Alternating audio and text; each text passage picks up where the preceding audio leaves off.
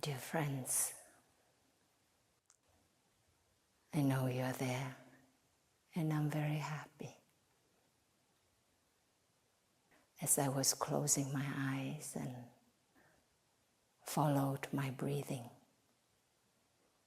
I silently told myself, I love you so. I love you so.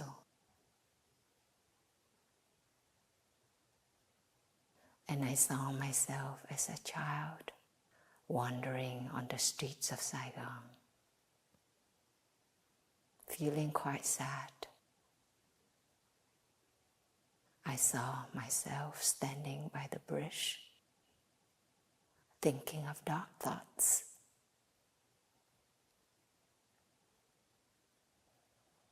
I saw myself coming to this country as a teenager with a small handbag on one hand and a younger brother on the other hand, holding him.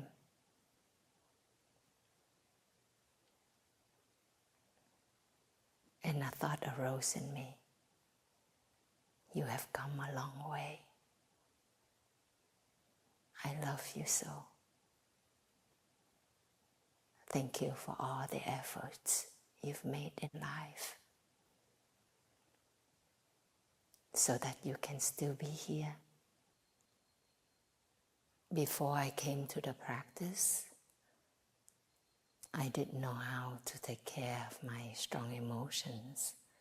So I remember as a child, I already experienced a lot of trauma from the sexual abuse, from the verbal abuse, from being an Amerasian child in Vietnam. So I was quite depressed. Of course, I didn't call it depression, and in Vietnamese, I didn't even know that there was such a word called depression. We just say sad. But I used to wander on the streets a lot, and I would make up songs about my life. And those songs were quite sad. I remember I would sing and then cry. And I even sang to my brother, and both of us cried. Or we had many bridges in Saigon, so every time I stood on a bridge or rode a bicycle through on a bridge, the thought of suicide would arise in my mind. And that was so rehearsed in me since a young age that as I grew into a teenager, it became worsened. And in college, in medical school, whenever I had a difficulty in life, in relationships, my thought immediately went to, it was like a default. It will go to, why do I live? What's the meaning of this life? I might as well just check out. So there were times, most of the time I didn't want to die, but suicidal thought would come up as the first choice for me. So that's how, as I became a practitioner, I realized that it had become a habit, a personality for me. So slowly I learned to breathe with it and to tell myself, I am dying every day. I don't have to wish for death. The body goes through changes every moment. My skin cells slough off, hair fall off, everything is changing. So the question is not whether to die or to live. The question is, how am I living and how am I dying? Can I live beautifully? Can I die beautifully each moment? So that helped change my attitude and the way I approached my sadness. And I see that as I practice the 4 kinds of nutriment more diligently, more positively, slowly, and now I don't experience strong emotions that often. I'm quite steady and stable in my way of being. And when a sadness arises, of course, things that are unpleasant still happen, but I don't react so strongly. So the frequency and the intensity of strong emotion is definitely reduced a lot. But also how I respond to them so that they don't last for long. Because instead of blaming on the external circumstance, I learn to come back to myself and breathe and tell myself I choose peace, I choose harmony within myself. I don't want to cause further damage to myself. So whatever happened already, I don't have to explode. I can just come back and care for myself first. And when I'm calm, I can go ask the person what they meant when they said that or when they did that. Or I may have enough understanding from within that I don't even need the clarification or verification. I can just let it go. So that's a choice, and it's a wonderful choice.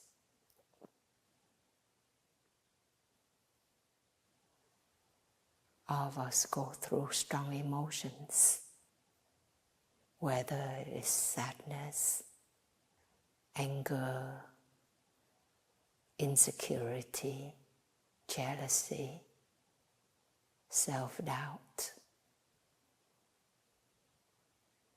regret, yearning, etc. We all have them. Some emotions are stronger than others at certain time in our life.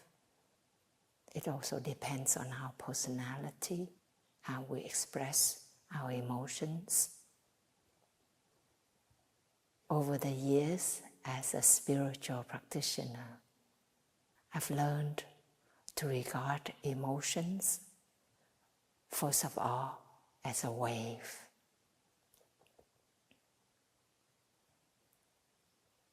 Emotions, they can also be regarded as a storm or as a food, a nutriment, as a habit, as an addiction. So I'll go over them in that light so that we can gain a deeper understanding into our emotions. Emotions as a wave. The moment that we experience an emotion, we may not be even aware of it. Like when you are angry and somebody said, "You're angry," and you may say, "I'm not angry." Or somebody said, "Are you sad? Is something wrong?" You say, "I'm not sad, there's nothing wrong." Sometimes an emotion has passed, and looking back a day later, sometimes a week, sometimes a year, sometimes years later, that we'll realize what we were experiencing.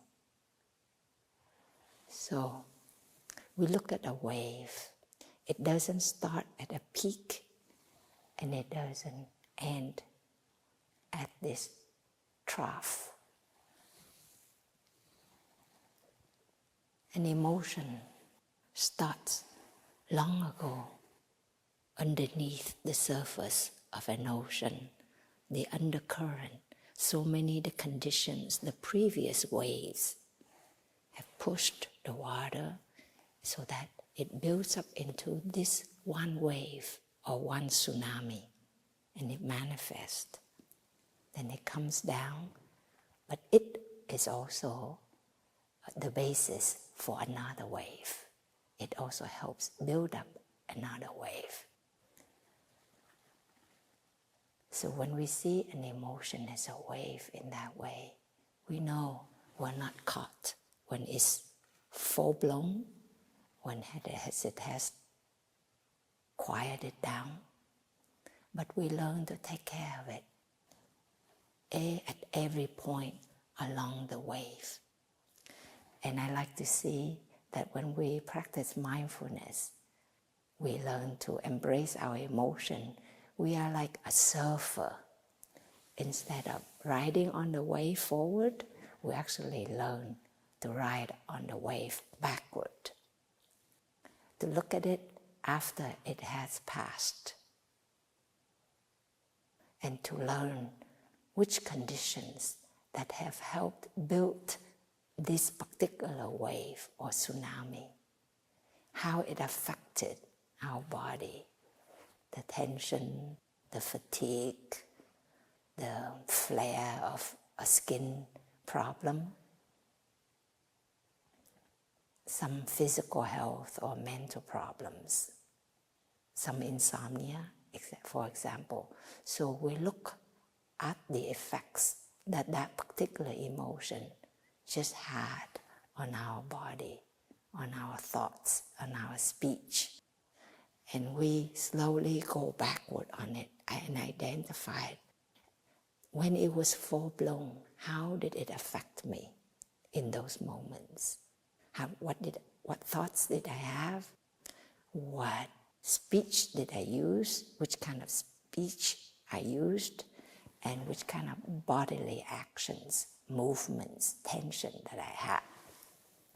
So we learn to go backward on that wave and slowly to identify the underlying causes and conditions that triggered that particular wave. Maybe somebody had said something that triggered a feeling of insecurity in us, triggered a memory of our childhood, of something pleasant or painful. Maybe it was a sight, a sound, even a smell, a word, a touch. A touch can also trigger a pleasant or unpleasant, painful memory, experience. A thought can definitely trigger an emotion. And so we learn to be aware. We can be depressed for so many years, and yet we know very little about that particular emotion and how it affects us in terms of our body, our mind, in terms of how it affects our habits and behaviors. In the same spirit, we can also look at an emotion as a storm. Again, a storm will build up. To have a cyclone, for example, in one area, let's say in Florida or in California, when we have a rainstorm, we know that it started somewhere, even in the East Coast or further up north of California or further down south, and it comes up. And so in the storm, we also learn about the eye of the storm. When houses and cars are flying in the air, very heavy rain, water is rising, so many things that happen. But there's the eye of the storm. There is an area in the middle of the storm.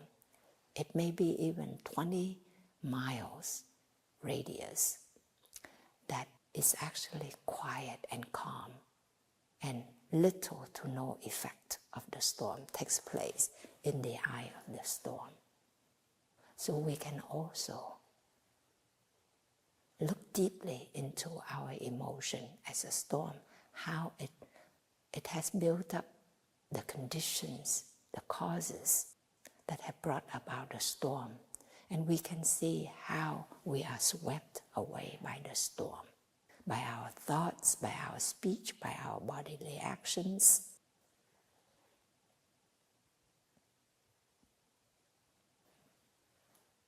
Also the external environment, the presence of others. Certain people, certain ways help us to be calmer. Certain people, certain ways trigger us to feel, to be lost, to lose our control. And so we look and we see there are times that we can be in the eye of the storm. Are there ways that we can practice so that we can be safe in the eye of the storm instead of being swept away, being injured, and then injure others?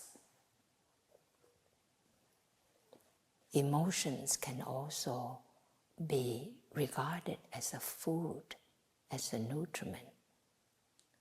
The Buddha said nothing can survive without food.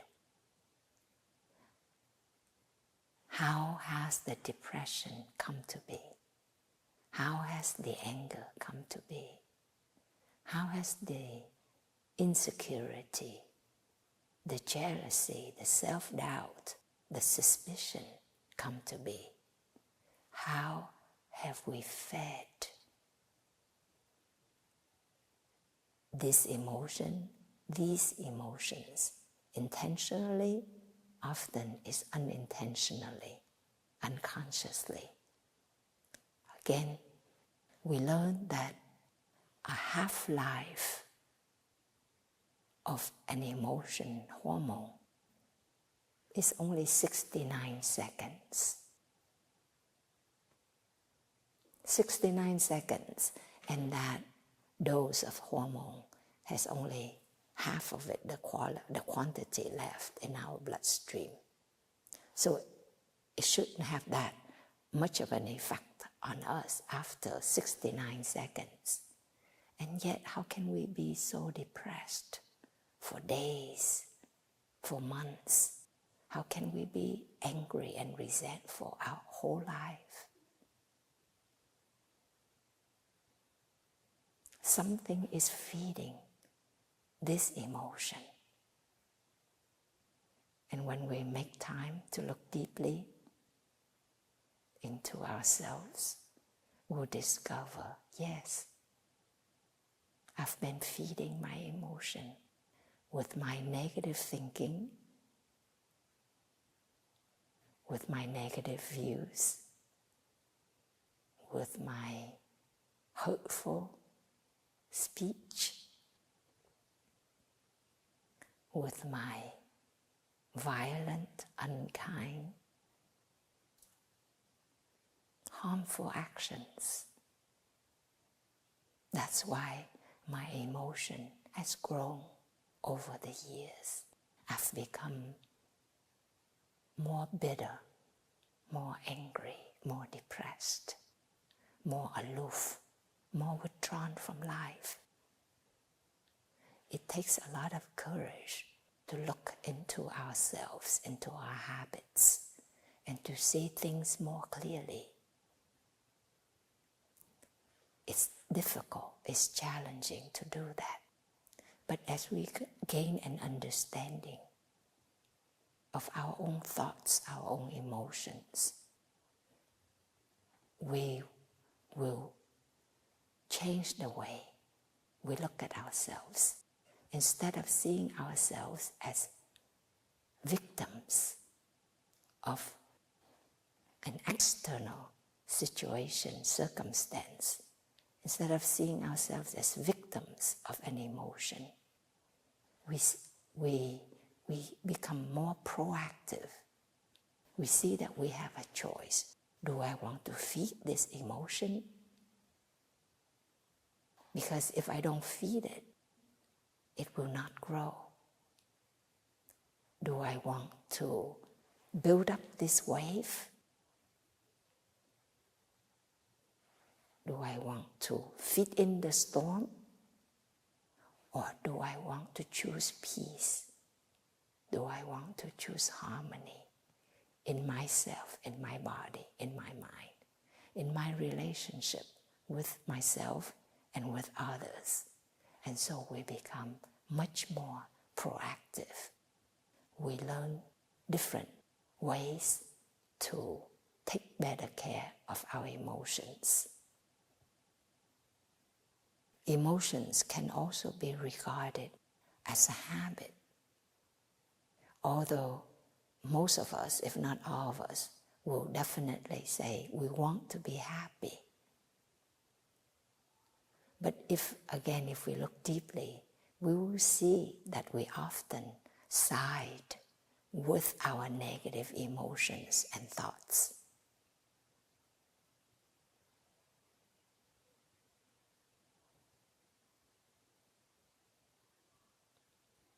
We feed the negativity with our daily consumption through eyes, ears, nose, mouth, body, and thoughts.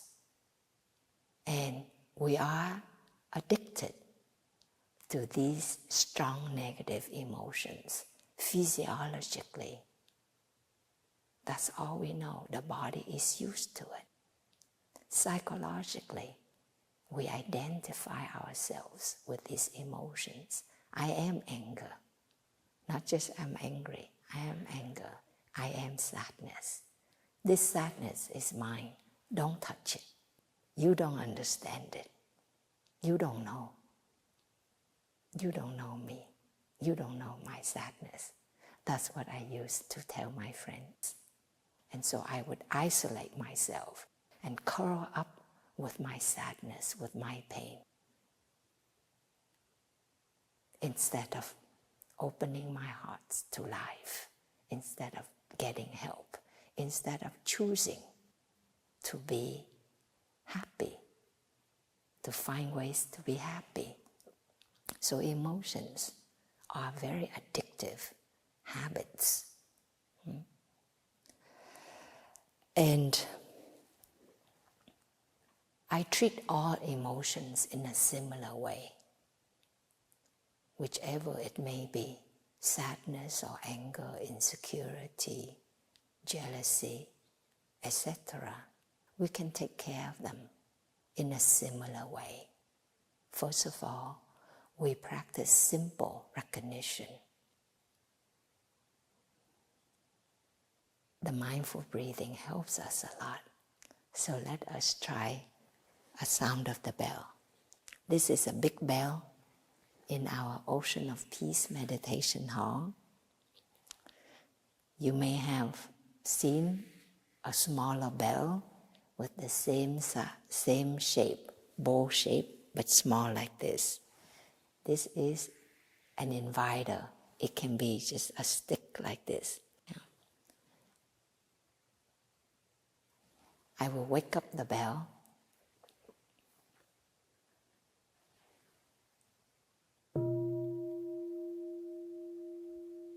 And when I invite the sound of the bell, we can all come back to our breathing.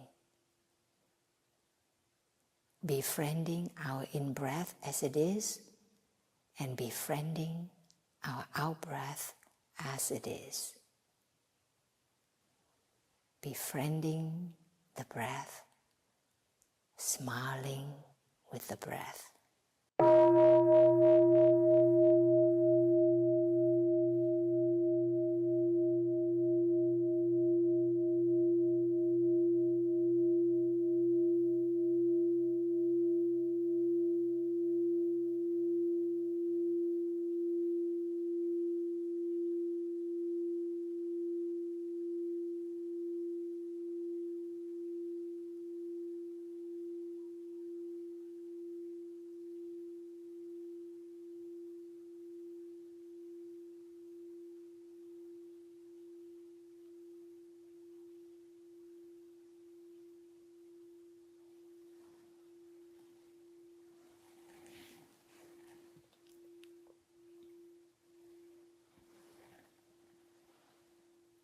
the sound of the bell has a sine wave.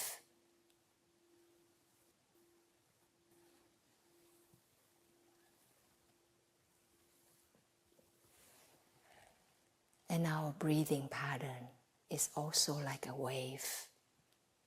In breath, out breath, in breath, out breath.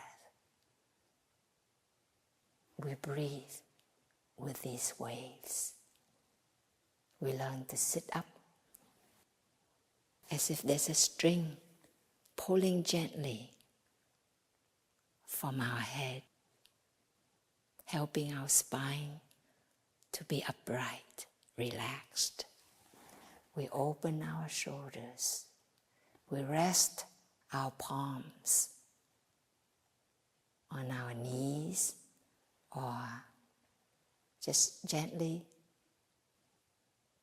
have our palms holding one another like this, resting in our lap.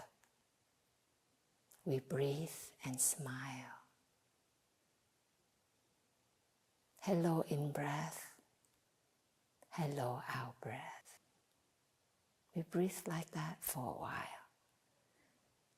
Then, when we see an emotion, we will say, hello, anger. I know you are there. Breathe with me. I'm breathing with you. And as we breathe out, we relax that emotion. We bring more spaciousness into that emotion, more relaxation. In neuroscience, we talk about neuromodulation. When we are in chronic tension from having constant strong emotions, constant stress, or when we have PTSD, post-traumatic stress disorder, the nervous system is out of balance. The sympathetic nervous system is activated all the time, while the parasympathetic nervous system is quiet down. And so this one put us on high alert, high vigilance, high tension. Day and night, the body is tense, the thoughts are racing, the heart is beating fast, the respiratory rate is sped up. So we're on constant defense. This is a stress response, and it's very fatiguing,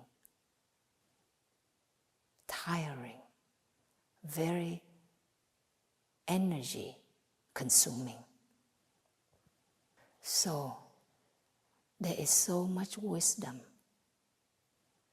in meditation, because as we sit upright and get relaxed in our body, as we listen to the sound of the bell and the sound of our own breathing, we are bringing balance. We calm down the sympathetic nervous system.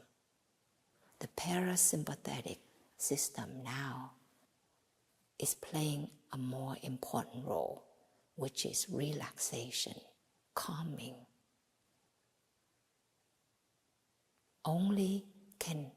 We can only heal when the body and mind are relaxed, are at ease. When we feel safe, then the energy goes to healing, goes to repair, goes to rest.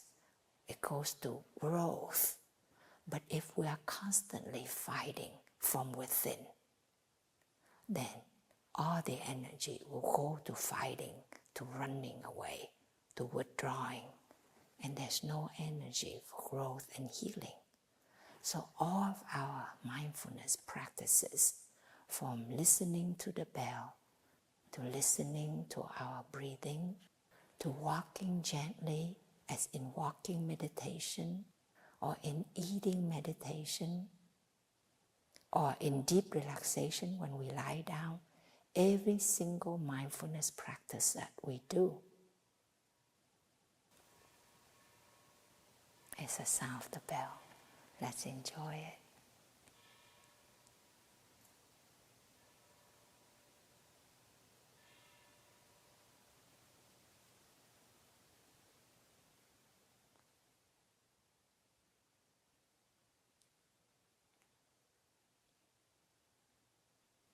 Do this when you hear your phone ringing or another person's phone ringing. Just breathe and smile. Just for a few in-breaths and out-breaths. And that is the practice of neural modulation, bringing back balance to the autonomic nervous system. Every moment you can help bring back the balance so that your body and mind are more at ease, are more calm and relaxed. The autonomic nervous system is always scanning the environment. Am I safe? Am I okay? Is everything okay? But in my practice, I learned that actually, fortunately, my environment is very safe in the monastery. And many places that I go, the environment is actually quite peaceful and safe. The people around me are kind. It is my own internal system that is not safe. My own thoughts that are not safe to myself. My own internal dialogue that is so negative and hurtful that it makes it unsafe to myself. My bodily actions may be unsafe to myself when I'm not mindful. And so in that way, we need to learn to be safer to ourselves. Quiet down the nervous system. Come back and breathe so that we feel calm and safe from within.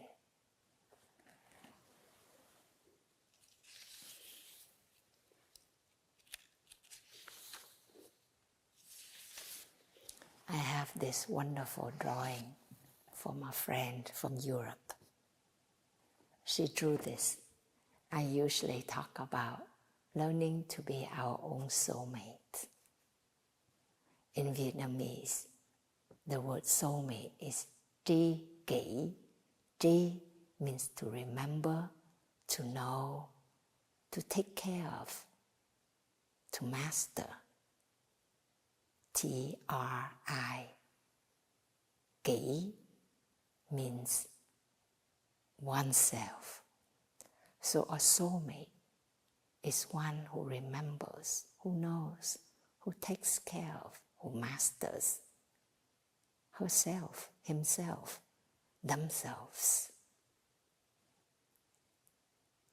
So she drew this snake with its tail wrapping around itself and said, "Be your own soulmate." Isn't that wonderful? Yes. Our emotion can be like a snake. It can bite us up front or from the back. It can hurt us. But our emotion is also our own child that we have fed and taken care of all these years. That's why it has grown to be like that. So we learn to befriend our own emotion, to befriend the snake, wrap around it with our mindful breathing, with our smile, with our loving speech. Hello, sadness, I know you are there. I'm here for you. Hello, pain. You've been there for a long time. It's okay, I'm here for you. And when you wrap your breath, your relaxation, your love, your tenderness around it, it will also relax and become more spacious and at ease. And that is to learn to be a soulmate to our strong emotions, whether they are pleasant or unpleasant. Don't grasp one and push away the other. Learn to treat them with tenderness and equanimity, and you see miracles happen. Be your own soulmate to your breathing. Know your breathing pattern, because you breathe differently with different emotions. So when you are aware of your breathing, it tells you what kind of emotion, state of mind that you are in. Do you know that the mind cannot think without a body? The brain cannot act without a body.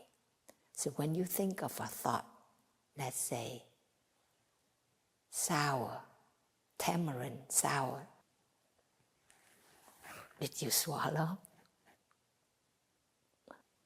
When we think of sourness, we swallow. Whatever thought that is arising, there follows certain bodily movements that we may or may not be aware of. So a thought will always come along.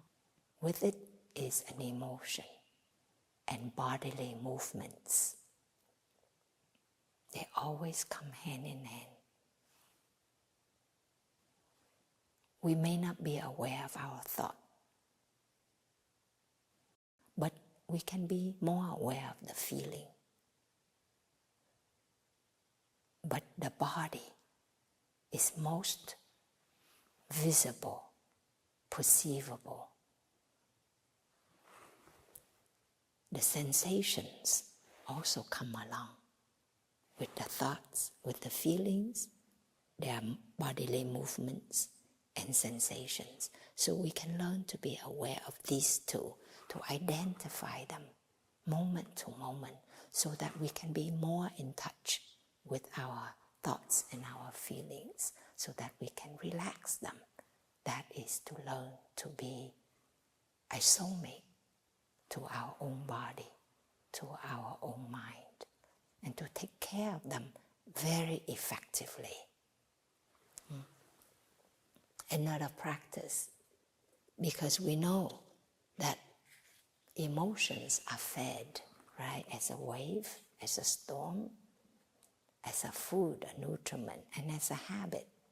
So we learn to see how we're feeding them. The Buddha taught about the 4 kinds of diligence. The first 2 kinds is to deal with positive seeds in ourselves. And the other 2, we deal with the negative tendencies or seeds in ourselves. For example, we have the seed, the gene for joy, for happiness, for positivity. So water them, tend them, give rise to positive thinking and speech and bodily actions. We cultivate them, invite them to come up more often. And once they come up, give rise to awareness. Because if we are happy and we are not aware that we are happy, then that happiness comes and goes. But if we are happy and we give rise to the awareness, I'm happy in this moment. How fortunate I am to have these conditions of happiness. Then we feel more deeply that happiness, and that happiness will last longer, and we will know how to invite it to come again.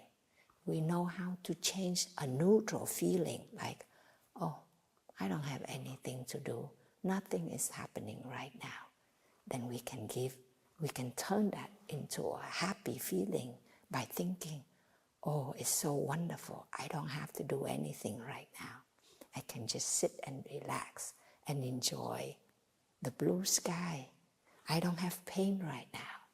Oh, I'm so grateful for my body, for its capacity to heal and to transform. You see, you can change a neutral feeling into a good feeling. So to water the positive seeds and to help keep the positive seeds manifesting in our thoughts and speech and in our body more often in our daily life. The other two kinds of diligence will help the negative seeds. If they have not surfaced, don't water them, don't invite them to come up, don't watch movies that will trigger violence, fear, trauma in us. Dramas are traumas. We like dramas a lot. Dramas in our own lives, in people's lives, in the princes and the queens and the kings' lives. We like to water dramas. But we know dramas are traumas because when we are exposed to all these dramas, every thought we give rise again will be associated with a bodily action. Hormones, emotion hormones will be released, and that will accumulate and will give rise to tension in the body and negativity, tension in our thoughts and feelings. So don't invite them to come up if they are negative, and when they are up, like anger and jealousy, don't water them, because then they will be stronger at the base. We have two wonderful Chinese characters. This is Yang, means leisure, peace. This Chinese character is for now and chaos. Now, if we look at these characters, both have these two doors. Mong, okay, two doors. What's the difference between leisure, peace, and chaos? It's right here, at the gate, at the door. This stands for the moon, Nguyệt. And this is a character for the market. Now, we can regard our eyes as these two gates, two doors. Our ears, our nose, our mouth, our body, our thoughts.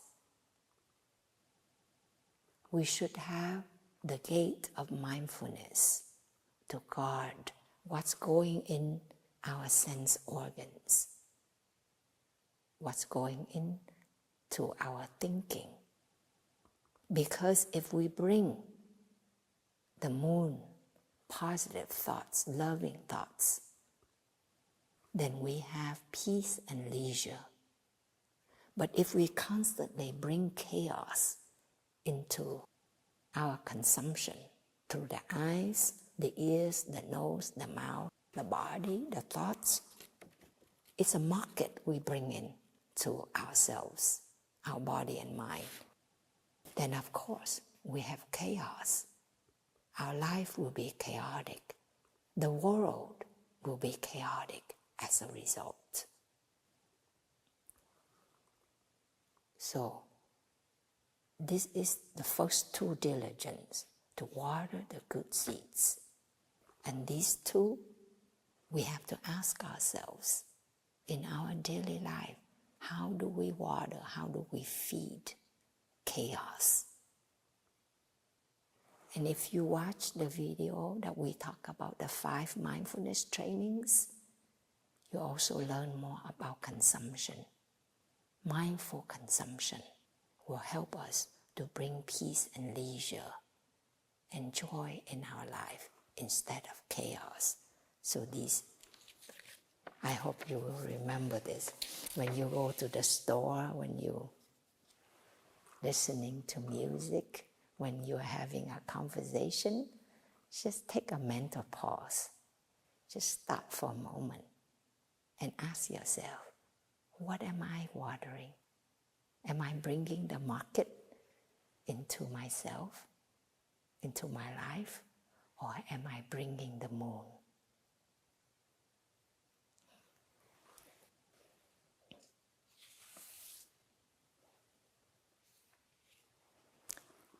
Through the images that I used about emotions as a storm, a wave, a food, a habit,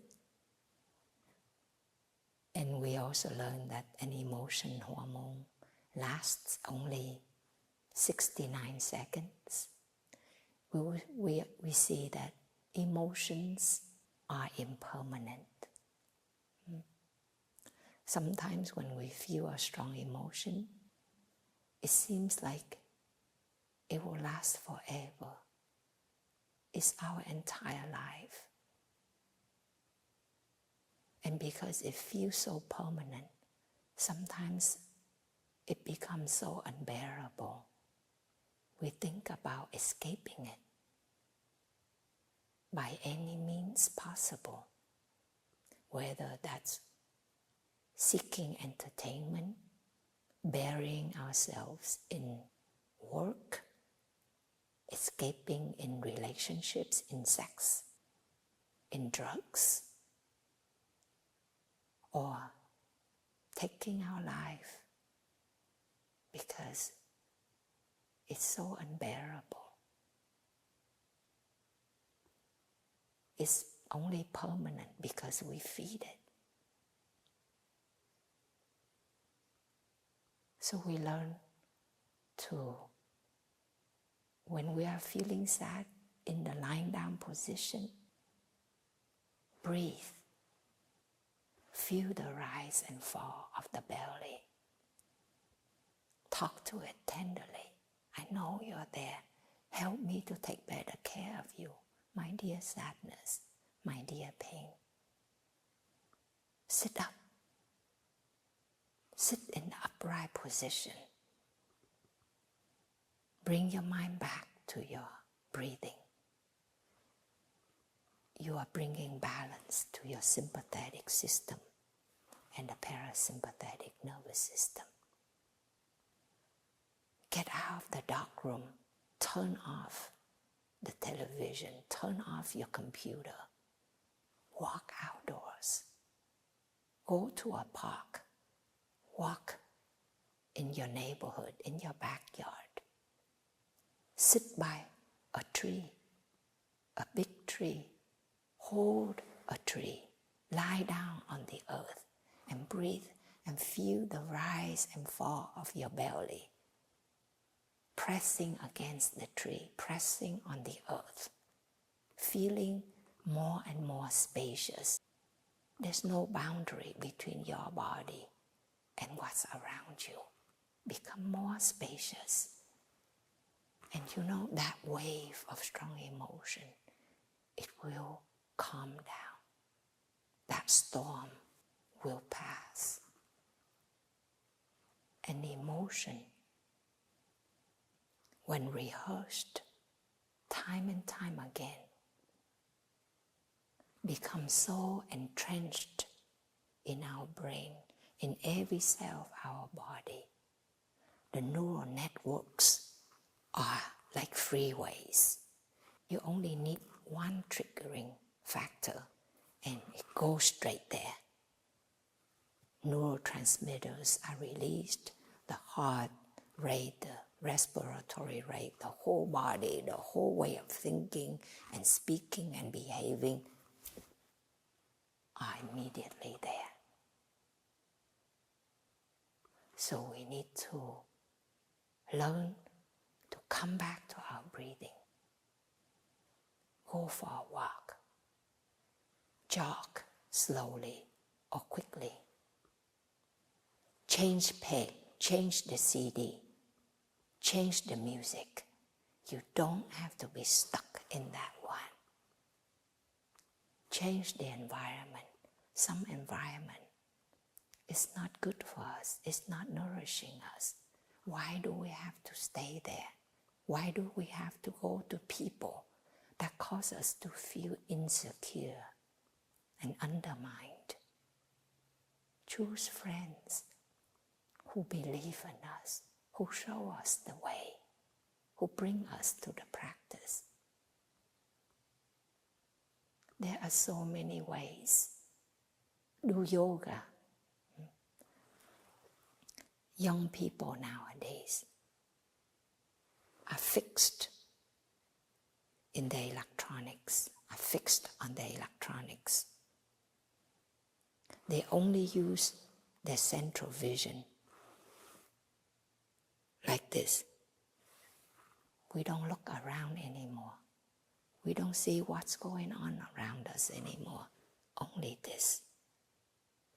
What's on the screen is not live. You can push forward, backward, you can replay. It's there.